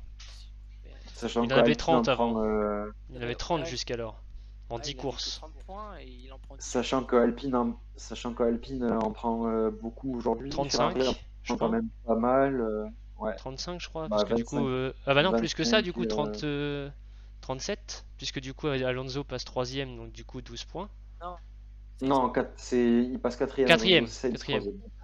D'accord, ouais. Ouais. Du coup, non, ça fait Ouais, 35, c'est Ferrari ça. prend des points, donc Martin ouais, avait c'est 5, dommage. 48 points, ils avaient à Aston Martin. Ouais, donc. Ouais. On prend 18 d'un coup. Donc là, ça va, ouais, ça fait un petit trou au classement constructeur, c'est dommage. Quand on Et sait comment cette bataille est importante. en parlant d'Aston Martin, Stroll aussi prend 5 places. Oui. Ah oui, excusez-moi, je voulais le préciser quand on a clos le sujet Bottas. Donc Bottas et Stroll pour ce tout droit qui a causé l'abandon de beaucoup au premier virage. Donc, on suit 5 places de pénalité qui seront appliquées sur la grille de départ à Spa, et j'ai la lampe qui tombe devant l'écran. Je sais pas ce que Super. vous en pensez quand même. Ça, Parce c'est que Franck-Williams j'ai dit Williams. tout à l'heure, hein, mais Grosjean, il a pris une course de suspension pour ce qu'il a fait. Hein. Et c'était Bah, 8 visuellement, l'accident. Ouais. Visuellement, l'accident de Grosjean était quand même plus impressionnant que. Mais les conséquences étaient un peu plus. Enfin, en fait, je trouve que Donc 5 voilà, places. Bottas qui va partir au moins 6e en Belgique Ouais. s'il fait la pole. Ou 7ème, quoi. Ouais, Voire 8 ouais, avec Verstappen. Ouais, ouais. voilà. Ouais, et du coup, Et Stroll qui va être au fond de grille, du coup, j'imagine. ouais, je pense qu'il va changer les moteurs, je pense. Je pense qu'ils vont insérer des moteurs. Et du coup, effectivement, bonne remarque, ça va faire la transition avec, j'imagine, le sujet d'après, mais Mylène qui nous dit Williams 10 points du coup avec le DNF enfin la disqualification de Vettel. Oui, Donc, puisque du coup, Latifi gagne une place et c'est Russell ça. aussi, justement, j'allais enchaîner sur Williams quand on avait fini de parler de Vettel, etc. C'est des petits sujets, Williams sur un nuage. Je reprends ce que je dis, du coup, enfin des points pour Russell, enfin des points pour Williams, et enfin aussi des points pour Latifi quand même, qui finit en plus devant Russell. Du coup, Williams qui est à 6 points, 8 points si je dis pas de bêtises au classement constructeur. Bastien, Ils dit quoi? J'ai pas entendu. 6 points ou 8 Non, points 10 Williams. points, 10 points là. 10 points, 10 points. 10 Mais oui, mais 10 voilà. points, c'est 10, Ah, du coup. c'est énorme, c'est pas 1, c'est pas 2. On aurait pu espérer avec un miracle 3 points pour Williams sur un Grand Prix, mais là 10, là je peux vous dire qu'avec le champagne et tout, c'est la fête au garage. Hein. Du coup, week-end énorme pour Williams. Qu'est-ce que vous pouvez dire sur ça? Vos impressions? On est tous contents de voir Russell et tout ça marquer des points. Et puis Russell qui cherchait quand même pas mal les points. On l'a vu, il a réussi à emmener quand même la Williams jusqu'en Q3. Pas ce week-end, mais il l'a fait auparavant, Q2, Q3, donc c'était assez impressionnant. Il a eu une bonne début de saison, malgré son petit accrochage qu'il a eu avec Bottas à Imola. Et puis ça fait quand même pas mal d'années qu'ils n'ont pas eu de points et qui justement cherchaient à trouver une solution pour déjà remonter en milieu de peloton. Et ça a été très bien exécuté. Ils ont su prendre les opportunités qu'il y avait aujourd'hui et c'est tout à fait mérité leur point. Clément, Ouais, sur ça. déjà je vais D'ailleurs, rebondir sur. gratter des places dans les stands. Oui, alors déjà je vais parler de Russell, parce que je vois dans le chat qu'on en parle aussi, et je voulais l'aborder. Quand il a dit à la radio, concrètement, si je peux aider, qu'il était septième, il me semble, Ouais. et Latifi quatrième, quelque chose comme ça. Et il dit clairement, si je peux l'aider, let's go. Donc, Ouais, il a dit, c'est qu'il a demandé à l'écurie de s'il fallait compromettre sa course à lui pour que ça aide Latifi, pas de problème, faites-le. c'est ça. Et ça c'est important, c'est bien, c'est un vrai esprit d'équipe de Russell qui n'hésite pas à mettre ses intérêts derrière pour aider l'écurie à faire le meilleur score possible sur un Grand Prix où il y a moyen de faire des grandes choses. Donc il sera un bon coéquipier de Lewis l'année prochaine, nous dit Ismema sur le chat. Effectivement, là je sais pas trop si on peut parler de ça parce que. Bastien, Vas-y Bastien, Allez, vas-y, là je sens que t'as envie de. Non, mais à partir du moment où, pour l'instant, le premier Grand Prix de la saison, s'il peut gagner un championnat, il va pas Bah se gêner, hein, ouais, c'est le petit ça. bonhomme. Hein. il Donc, et puis il l'a dit en interview. exactement. Ouais. Ça fait après, penser voilà, à si Hamilton Alonso, avec peut-être. Alonso en 2007, hein.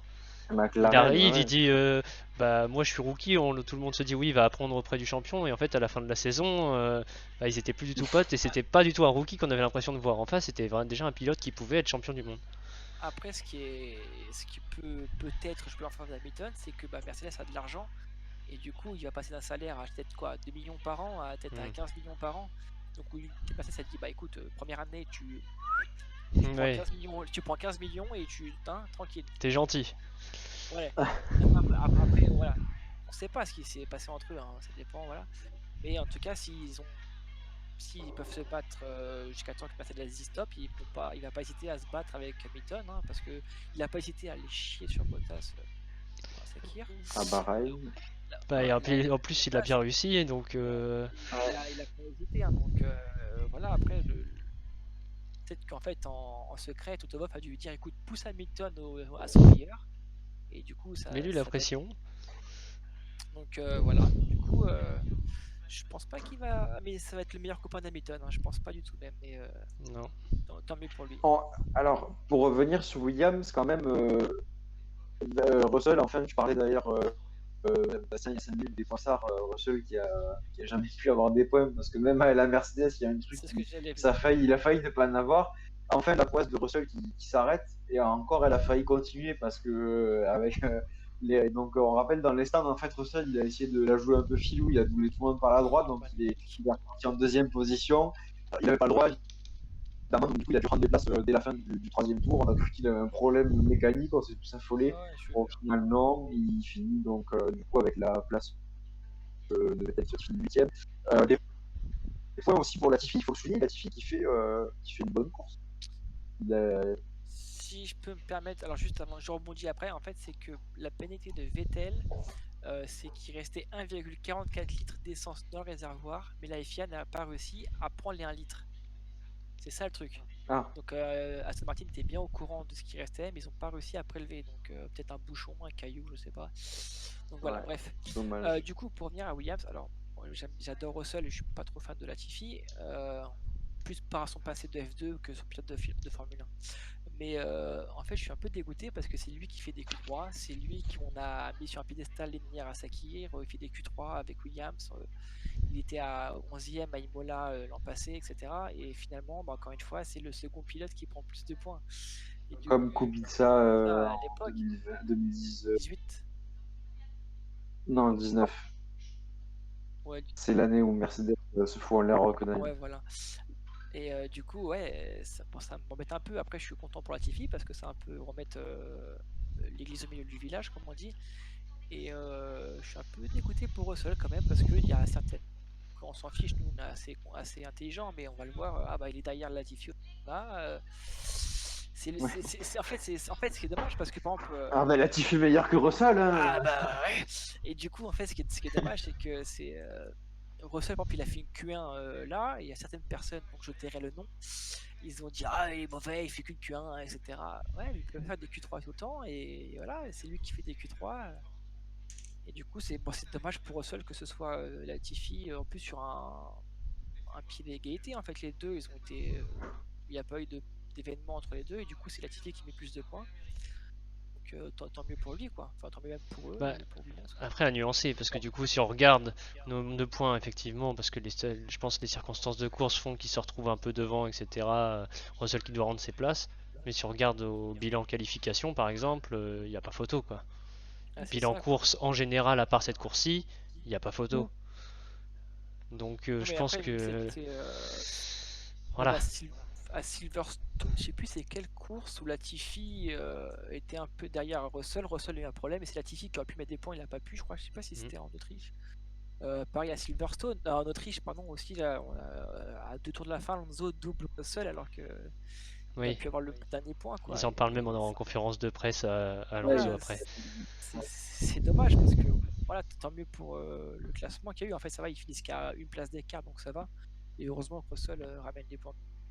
Mais le gros résultat ou la satisfaction pour George Russell, on attendait tellement qu'il prenne ces fameux points à Williams.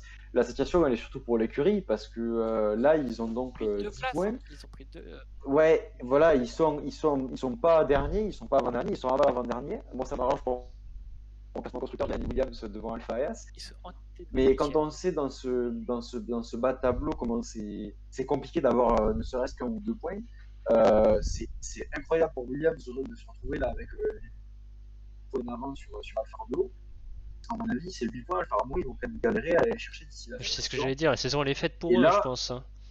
ah oui, et là, Williams, ils sont en très bonne voie pour aller chercher la 8e place du constructeur et ça marque une progression pour l'équipe. Et du coup, en fait, ce que je voulais dire, en fait, c'est malgré que moi, mon côté préféré de Russell, en fait, c'est que Russell, lui, il s'en fout que Latifi se devant. Au contraire, comme on a dit, il a voulu l'aider, il a voulu guider l'équipe, et ça, c'est un mental que pas beaucoup de pilotes de Formule 1 ont, en fait. Et même Hamilton, je suis pas sûr qu'il le ferait lui-même. Donc, c'est vraiment cool d'avoir cette attitude-là, et ça change, et ça fait du bien un peu au monde de la F1. Il y a eu un vrai esprit Du coup, d'équipe. la Williams. Vas-y, Ouais, Morane, vas-y, j'allais te lancer sur le sujet, mais.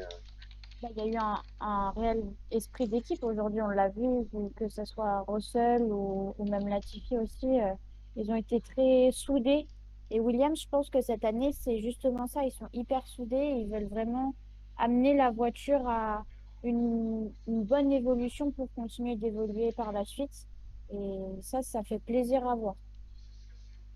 Bah justement, j'allais te faire rebondir sur ça, Morane, la Williams qui semble quand même, alors évidemment nuancée et à pas réagir un petit peu la culture de l'instant avec ce double top 10 pour l'écurie, mais la Williams qui quand même, même si Russell la surpilote, qui semble plus stable, plus saine, un peu plus performante, etc. depuis plusieurs années. L'ascension lente mais saine continue pour Williams. Est-ce que tu vois ça quand même comme un super signe alors, pas forcément pour le reste de la saison, mais surtout pour les années à venir, même si 2022, c'est une grande surprise pour moi. Moi, je pense que Russell, il est prêt mentalement à avoir plus. Il nous l'a prouvé, que ce soit dans la Williams ou lors de sa carrière dans la Mercedes. Je pense qu'il a un mental. Je ne sais pas si vous avez vu l'interview qu'il a fait avec Canal+, mais ça a été très intéressant parce Ouais. qu'il a dit je suis capable d'encaisser les plus grosses déceptions. Mm. Et je pense que le Bah, mental va y faire beaucoup. quand tu viens de passer 3 ans chez Williams, qui même cette année reste quand même une écurie de bas tableau qui peut décevoir, et on a vu ses frustrations qu'il a eues à Imola. Bon, Imola, c'est une erreur de pilotage, mais en Autriche, c'est la voiture qui le lâche alors qu'il semble prêt à avoir ses points. C'est vrai que Russell, il a eu l'avantage d'avoir connu la galère. Ça, c'est un truc qu'on peut pas lui enlever et ça va lui servir quand il sera en galère pour gagner un championnat du monde et que les choses iront pas dans ce sens. C'est qu'il vient de passer 3 ans chez une écurie qui, depuis 2 ans et demi, 3 ans, était à la rue complet. Et franchement, ça ne va pas être agréable pour un rookie d'être là. On imagine la galère que doivent vivre Mazepin et Schumacher à ce moment. Donc voilà, Russell, lui, il a connu cette galère-là d'être chez une écurie qui avance pas et qui a des problèmes tous les week-ends, etc. Et que même quand tout marche, bah, il y a un truc qui vient tout casser la dynamique, etc. Ouais, Russell, c'est bien pour lui, c'est bien pour sa dynamique, c'est bien pour la dynamique de Williams aussi d'avoir cette troisième place devant Alfa Romeo. On espère que ça va tenir. Bon, je pense que ça va tenir, pas de soucis, vu le nombre de points qu'il faut aller chercher. Et en tout cas, et ça confirme aussi je reparle du coup de dynamique saine, mais que Williams souhaite installer depuis 3 ans dans sa remontée vers la sommet, de retrouver une écurie Williams brillante. On a vu d'ailleurs que cette semaine ou la semaine dernière, il y a une volonté chez Williams d'installer un vrai duo de pilotes pour l'an prochain qui peut faire progresser l'écurie. Vos avis un peu sur ça ça va aussi dans ce sens de ce qu'on a vu aujourd'hui, de vraiment vouloir rapporter l'écurie au sommet de la Formule 1.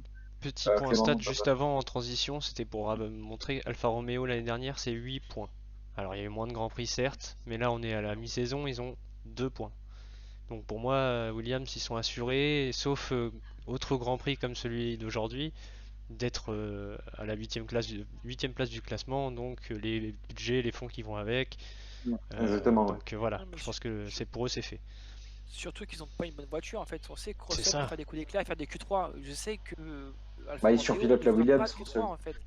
Voilà, Alfa Romeo ne fera pas de Q3. Enfin, ça va être très très rare. Et du coup, je pense que même s'il y a un drama de course à n'importe quel circuit, que ce soit un circuit rapide comme Monza ou Spa, ou un circuit d'altitude comme au Mexico, je pense que ça ne va rien changer pour Alfa Ça Romeo paraît très malheureusement. compliqué de retrouver un scénario qui soit aussi favorable pour les alphas et qui soit en même temps équivalent à celui d'aujourd'hui pour leur donner 8 points Et qu'ils la iraient peut-être chance, pas chercher. c'est que Williams a un moteur Mercedes qui est plus puissant que celui de Ferrari. Donc du coup, ça avantage pas trop non plus Alfa Romeo, quoi. Pas une bonne écurie, pas un bon châssis, enfin moins bon des châssis et moins bon des moteurs. Donc ça peut être compliqué pour eux, quoi. Malheureusement. Oui. Plus rien à dire du coup, sujet clos sur Williams. Clément, tu voulais rajouter un truc ou... Globalement non, je trouve que c'est intéressant ce qu'ils font, en tout cas en termes de reconstruction, ça a l'air de prendre, comme tu as dit, la marche petit à petit, on essaye de sortir la tête du fond du bac en fait, parce qu'on n'est même pas sous l'eau, on est au fond de l'eau, donc il faut déjà remonter pour arriver à la surface et après voir le jour, comme on dit. Mais du coup, ouais, c'est une écurie qui se reconstruit. On voyait bien que Russell avait à cœur de leur apporter des points avant de partir. Je pense que c'était vraiment ce truc-là de dire j'aurais apporté mes points à Williams avant d'aller chez Mercedes trouver un autre challenge plus haut. Et puis bah, du coup, Latifi qui lui se prend quelques points avant, je pense, de terminer sa saison. Et effectivement, les ambitions sont là d'avoir un vrai duo de pilotes l'année prochaine. Peut-être une bonne voiture, meilleure en tout cas, on l'espère, que Bah, celle de cette année, surtout, quoi. Ça va surtout être difficile de faire une pire. structure saine. Une Mhm. structure Oui, saine, parce que avec chez des As, fonds. c'est pas la base. Ouais, la base, chez As, rien n'est stable, tout est fragile, c'est bancal chez Williams depuis cette année, mais aussi depuis 2 ans. Il y a, malgré le manque de performance, ce qui est bien chez Williams, c'est qu'il y a une base saine, il y a un vrai Mhm. projet structuré, il y a une vraie volonté de remonter et ils font les efforts pour le faire. C'est ça, c'est ce qui diffère parce que As vraiment on sent qu'on a l'impression qu'il rame et on voit au jour le jour, on pilote à vue vraiment. Est-ce qu'on va avoir les fonds? Est-ce qu'on aura une voiture qui va pas péter au bout de 3 tours? Bon, il y a toujours eu des problèmes alors que Williams on les sent plus sereins.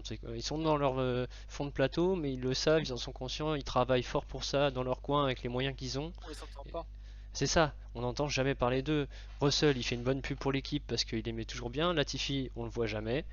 Même au C'est niveau vrai. des directs, etc., de toute façon, on le voit jamais. On voit que Russell parce qu'il est apprécié, parce qu'il est connu, qu'on sait tout ce qui va aller chez Mercedes déjà depuis qu'il est arrivé presque chez Williams. Et c'est comme ça que l'équipe s'est reconstruite et je pense qu'ils ont trouvé le bon momentum là jusqu'à la fin de la saison. Après, il va falloir pas se louper sur le prochain duo de pilotes avec la nouvelle réglementation. Faudra voir aussi la capacité de leur voiture aussi, parce que s'ils arrivent à faire une bonne voiture avec les investisseurs qu'ils ont eu, pourquoi pas rêver à une meilleure place, voire jouer. Enfin, je vais pas aller chercher des victoires parce qu'on On ne sait sait jamais, mais pas, voilà, on peut pas ouais, savoir, mais au moins jouer le milieu de plateau, quoi, que ce soit plus intéressant pour eux que d'être toujours à galérer, aller chercher une Q2, sauf Russell qui va chercher les Q3, mais je pense que c'est un peu un extraterrestre là-dessus. La majorité des pilotes dans une Williams n'iraient pas chercher une Q3 actuellement, donc déjà aller chercher des Q3, être plus compétitif, essayer de gratter des points plus régulièrement, voire à chaque Grand Prix. Déjà, je pense que c'est un vrai objectif et s'ils arrivent déjà à faire ça, ils auront réussi leur transition, je pense. Et puis, c'est une vraie équipe qui a des chances de faire quelque chose l'année prochaine, je pense. Après, ce qui plus est, rien à vas-y, c'est, Bastien. moi en fait, c'est Pardon. le fait que Vettel a été disqualifié, c'est-à-dire qu'ils prennent plus de points. Mais du coup, en fait, ce qui est dommage, c'est que c'est pas bon mathématiquement pour eux, en fait, parce que je vais Mhm. expliquer. C'est parce que, en fait, en fait leur 8ème place, elle est sécurisée même avec 6 points. En fait, là, ils prennent donc 4 points de plus 10 points. Sauf qu'il ne faut pas oublier que pour rentrer en Formule 1, il faut payer l'année suivante son entrée et elle est en fonction des points que tu as marqués, en fait. Donc ça veut dire que ils vont encore payer beaucoup plus cher leur entrée en Formule 1 à cause de ça. à cause des 4 points qu'ils ont pris en plus en fait. Je sais pas si vous m'avez suivi. Oui, je Genre, on Ouais. sait que vois. Mercedes, ils payent des millions, à Je sais cause pas des si points qu'ils marquent. la balance entre le gain et la Ah, perte de ces 4 points, je sais pas trop parce que si avant la fin de la saison, je sais pas, voilà, un faut voir. miracle, Alpha met 6 points, Voilà, c'est ça. C'est 7 dans ces points, cas-là. bah ils seront ravis d'avoir pris ces 4 petits points là en C'est plus ça. quoi. Mais Ouais, sinon, s'il n'y a pas d'avantage, effectivement, bah voilà, ça sera tant pis. pour l'instant, ils savent rien pour l'instant, mais à la fin de saison, ils pourront servir et tant mieux pour C'est lui. ça. C'est une Et du sécurité, je coup, pense. ouais, donc tant mieux pour eux. Alors, après, ce qui est marrant, c'est que du coup, ils vont prendre de l'argent grâce à la 8e place. Et du coup, ils vont grâce à la Tifi, du coup, et peut-être qu'ils vont le dégager parce que du coup, ils ont plus besoin de ses sous en fait. Ce serait drôle quoi. Enfin voilà quoi. Comme malheureusement beaucoup de pilotes Ouais. récemment, mais par le passé. Hein. Non, mais c'est bien parce que Plus rien à dire. Vas-y, moi, je Bastien, dis c'est bien on parce que finira du en coup, ça redistribue les cartes pour les sièges et du coup, c'est plutôt intéressant et ça va donner un peu du baume au cœur à la Tifi quoi. Et je suis sûr que la Tifi va battre Russell dans le qualif d'ici la fin de saison. Ça, c'est Ouh. c'est Bah, parti. on retiendra le pari, hein. Bastien qui Ouais, est... on retiendra le pari. C'est enregistré J'ai sur YouTube. annoncé à 15h10 avant le drapeau rouge que Ocon allait gagner le Grand Prix, les gars. Ouais, c'est vrai. L'oracle, le visionnaire. Ouais. Mais là, la Voilà. Tifi, quand même, la cote parie tout de suite, hein. Tu vas pas pouvoir partir Maldives, je pense. Là, je parle de battre Russell en qualif, hein, attention. Ouais, bah 11-0 depuis le début de la saison.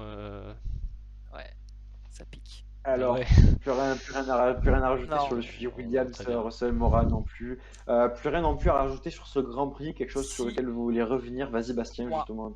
c'est qu'il y a un pilote qui aurait presque pu être pilote du jour, qu'on n'a pas parlé malheureusement, bah, c'est Pierre Gasly en fait.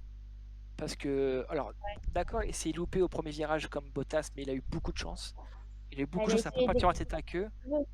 Il est quand même dernier au premier virage, il finit quand même devant Tsunoda, il finit bah, du coup 5e ou 6e. Mm. Enfin, 5e 6e. du coup. 5ème, mais sur une consigne d'équipe, hein. Sinon, c'est Tsunoda qui est Ouais. devant. Bah, Ouais. Tsunoda s'est énervé d'ailleurs. Bah ouais. S'il y a peu les consignes, c'est qu'il était plus rapide en fait. Donc, mais bon, même 6e derrière Tsunoda, il faut la Bonne course remonter la quand même. voiture. Hein. Quand tu vois Oui, qu'Hamilton bien a sûr. galéré pour te dépasser, alors je sais pas s'il fait beaucoup de dépassements ou si ça joue au stand. J'avoue, Je j'ai crois pas que ça se suivi joue sa beaucoup course. au stand sur Voilà. Gasly. Et il a su gérer, et du coup, je trouve qu'il a fait comme une bonne course. Et encore une fois, bah, Gasly ramène des points et est dans le top 6, que ce soit en qualif ou en course. Et je suis content pour lui aussi. Quoi. En plus, Gasly, on l'a pas entendu se plaindre, on l'a pas Si, entendu à râler. à la fin, Alors j'ai raté ça. à la fin sur Canal, j'ai pas écouté parce que je faisais autre chose. Mais il était pas content de ce qui s'est passé au premier virage en fait. Non, mais après, je veux dire, dans la course, en course, Ouais, il a pas dit putain, ça marche pas. ouais. Il était même motivé à chaque dépassement. Il était là, on continue. Oui, c'est comme ça qu'on fait et tout. Ouais, Il y J'ai avait bien une aimé attitude positive. c'est Ouais, de Carlos Ça, Sainz. c'est Carlos, ça, ouais. ouais, j'ai bien aimé Ouais. ça. Mais ouais, non, je D'ailleurs, trouve qu'il a fait une bonne course. Carlos Sainz, on n'en a pas trop parlé. Bonne course de l'Espagnol. Super Il a décision. d'ailleurs ouais, il a bien senti le coup de ses pneus qu'il allait encore tenir. Bon, ça, c'est un coup classique chez Ferrari. Vettel, il le faisait toutes les Oui, années. oui, ils le À font chaque tout le temps. fois, Sébastien Aram. Non, mais les pneus vont bien, je vous assure. Bon, Sainz a bien senti le coup. Heureusement qu'il a. Bon, Hamilton, la Mercedes Hamilton a fini par prendre le dessus. Mais grosse course de l'Espagnol, encore une fois. Récompensé par un podium, du coup, au final. Ouais, qui ne l'aura pas. Il va Qui encore n'aura pas aller chercher célébré, son quoi. retard, Mais... Moi, il va aller chercher le trophée à l'accueil. mais il aura les points quand côté. même, et du coup, il passe devant Leclerc, il me Ouais. semble. Non, bah oui. Et Bah oui, Leclerc, 83. Lui, il a 83 et Leclerc a 80, du coup. Ouais, et du coup, en fait, moi j'ai quand même un côté un peu négatif. Enfin, c'est pas ce qui ressort le plus, mais c'est que je trouve que c'est dommage. Encore une fois, il y a une course où ils auraient pu gagner et ils sont pas là, quoi. Quand il n'y a pas de Mercedes, enfin, il y a pas de Mercedes, il n'y a pas de Red Bull, ils devraient être là, quoi. Et du coup, bah non, En quoi. plus, après l'accrochage de Silverstone, on l'a dit, je crois que c'est Hydro qui l'avait dit en rigolant un petit peu, il avait dit vous allez voir en Hongrie la pole position, ça va de la 3e place si Verstappen et Hamilton s'accrochent. Et effectivement, ça s'est passé, mais ouais, Leclerc a pas de bol, en même temps il se fait harponner par un peu tout Oui, le monde. oui. Mais bon, c'est toujours Mais dommage bon, qu'en fait, à chaque fois qu'il y a des dramas, il n'y a pas de Verstappen Hamilton ni Mercedes Red Bull. Bah, c'est toujours les petites écuries qui grattent. Ferrari n'est pas là. McLaren, tu vois, ça aurait pu être la chance de Ricardo. Il finit 11e avec le déclassement de Vettel. Alors, il a eu un accrochage au début, je pense que ça a été endommagé sa voiture. Mais je sais pas, c'est dommage que de ne pas voir Ferrari devant profiter de ça, quoi. Justement, c'est leur chance et ils la saisissent pas. Ah, dommage pour Morane, Leclerc. toi, Ouais, désolé, Leclerc, c'est ouais. dommage parce que j'aurais bien voulu voir ce que Leclerc aurait pu faire dans cette course, hein, parce que Leclerc, on le voit avant qu'il se fasse harponner, il s'est vu deuxième, hein, je pense. Ouais, mais il était Donc, deuxième sur le moment. ouais. Merci Stroll. Ouais. Chose à souligner sur ce Grand Prix en particulier dont tu voulais parler, ou est-ce que tu veux rebondir sur Leclerc et tout ça, pour la FIA, Après, à ramasser des points. par l'accrochage du départ. Enfin, moi aussi, je voyais Leclerc aller chercher un podium parce qu'il avait quand même été plutôt solide ce week-end et le podium aurait fait du bien à Ferrari, plus les points de Carlos Sainz, même si Carlos Sainz, je le trouve très solide aux côtés de Ferrari, ce qui fait assez de bien à l'équipe cette année d'avoir deux pilotes qui sont capables de se battre pour la 5e, la 6e place. Et puis voilà, dans l'ensemble, c'est plutôt pas mal. Merci. Plus rien à rajouter sur ce Grand Prix, du coup, vous avez fait le tour de ce que vous vouliez parler. Bastien, plus rien à rajouter. Clément non plus. Non, Non. c'était On va. bonne qualif, Belle bon Grand course. Prix. Non, je suis content. Et Votre puis pilote voilà, un du jour? Français, Si vous donnez un Fernando pilote. Alonso. qui d'autre que Ocon? Bah oui. Ouais, Mais mais d'après Ocon, les fans, c'est non, Alonso apparemment. hors vainqueur, hors vainqueur. Là, si je te dis en dehors d'Ocon, qui est le pilote du jour? Parce que oui, c'est le pilote du jour, il a Moi, gagné. Mais Sainz ou Vettel. Alonso, hein. Vettel. Vettel, Alonso, Moran. Ah, Vettel, c'est compliqué. Ah, ça coupe, on Ouais, entend. Allemand, il était Ouais, pas facile. Je sais pas ce qu'elle a dit. ouais, Hamilton. j'ai pas, on n'a pas Il a dit entendu Hamilton. ton Hamilton? Je crois qu'elle a Hamilton. dit Hamilton. En fait, Et Ouais. moi, Alonso, Alonso. Ah, Ah, Alonso. voilà, moi Hamilton. j'allais mettre Alonso pilote du jour. Quand tu vois que son coéquipier il fait, c'est le petit truc qui manque en fait. Tu vois, si son coéquipier peut gagner, il aurait pu et aurait dû, parce qu'il était qu'à une seule place derrière Ocon sur la grille. Donc du coup, c'est dommage. Mais je suis très bon pilotage d'Alonso aujourd'hui et il mérite son pilote du jour. Méga bataille. Ouais, et je suis Avec. content de voir qu'il en a encore dans le potalon et dans les mains, quoi. Et ça c'est cool. En Voilà. tout cas, alors, on va clôturer du coup ce débrief du Grand Prix de Hongrie. Journée extraordinaire pour Alpine, pour Ocon, pour la F1 ouais. française et journée extraordinaire pour les fans de F1 parce J'ai parce mis qu'on a le vu, classement constructeur et enfin j'ai mis le classement pilote et je peux mettre le classement constructeur à jour du coup si ça Ah, l'équipe, intéresse. Ouais. ils sont Oui, à jour. oui, Ah oui, oui, là ils sont à jour, j'ai vérifié pour pas dire de conneries, mais ils sont à jour là. Ah Ils bah sont à dis donc, jour, on voit bien là du coup classement pilote. Je vais peut-être on va avoir dézoomer des un peu qu'on problèmes à voit tout le l'équipe, monde. Bastien. Du coup, George Russell 16e, Raikkonen reste 17, 18 et du coup Latifi 15e. Je crois que je sais pas si c'est pas son meilleur résultat à qui? à Latifi en classement. Ah Bah bah si. si, il avait mis aucun point. Bah si, ah Il avait oui, pas mis de mais points l'année là, dernière, hein. Non, bah non, non. ils ont mis aucun point Williams Ils ont mis l'année aucun dernière. point, donc du coup, oui, c'est vraiment ça. Derrière, bon, de toute façon, Tsunoda est beaucoup plus loin et on voit bien qu'il y a un dernier groupe là. Et au constructeur, ça a changé pas mal de choses du coup. Parce qu'on a 10, 3 et 0 et derrière 48, donc on voit bien le paquet là qui se détache. Mais du coup, ouais, 10 et 3, les 7 points là, ils vont pas être faciles à aller chercher quoi. Donc je pense Moi, que ce le qui me frappe classement, sur le classement, bon alors déjà c'est voir que Bottas et derrière Norris, il n'y a aucune victoire. c'est Alpine. Non, en fait, c'est surtout que de voir qu'Hamilton a quand même. Bon, il y Bon, a eu j'enlève beaucoup de malchance de Verstappen, je suis d'accord.